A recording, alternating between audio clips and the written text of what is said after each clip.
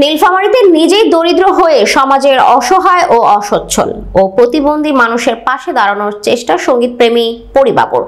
এ যেন কবি জসিমউদ্দিনের কবিতা, সবার সুখে হাসবো আমি, কাঁদবো সবার দুঃখে, নিজের খাবার বিলিয়ে দেব অনাহারীর মুখে। এই দুটি লাইন যেন অক্ষরে অক্ষরে মিলে যাচ্ছে শিমুলবাড়ি ইউনিয়নের পরিবাবুর কর্মকাণ্ডে।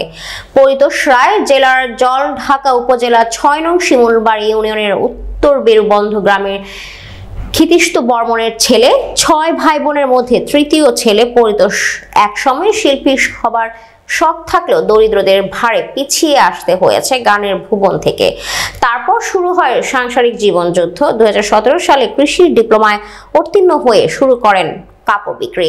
বিভিন্ন হাট বাজার ও লোকালয়ে কাপড় বিক্রির টাকায় সংসার চললেও চেষ্টায় ব্যস্ত থাকেন অসহায় মানুষের পাশে দাঁড়াতে।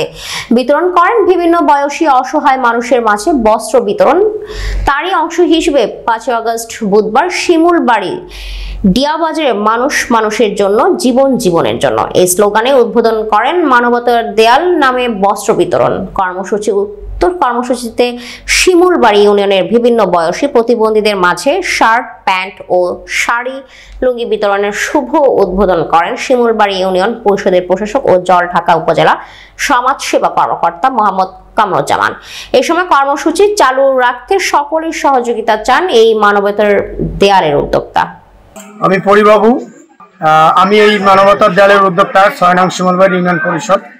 আমি ২০১৫ সাল থেকে করে আসতেছি অসহায় দরিদ্র জনগোষ্ঠী এবং অসহায় প্রতিবন্ধী, মানসিক ভারসাম্যহীন, অসুস্থ শিশু, বৃদ্ধ বাবা মা, ভাই বোনদের নিয়ে আমি এই দীর্ঘদিন যাবতে এই উদ্যোগটা নিয়ে আসছি। এদিকে অভাবের সংসারে বড় হয়ে সন্তানের এমন মহতি কর্মকাণ্ডে খুশি তার মা বাবা।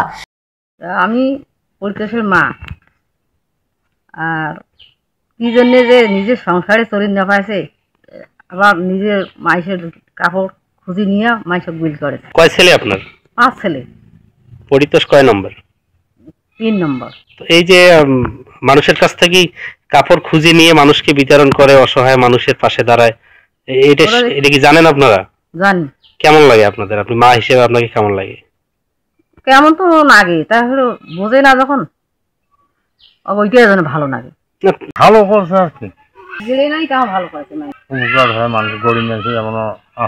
এছাড়াও এভাবে মানুষের জন্য কাজ করা এলাকাবাসী প্রশংসায় ভাসছেন কৃষি ডিপ্লোমায় উত্তীর্ণ হওয়া কাপড় ব্যবসায়ী পরিতোষ রায় পরিবাবু।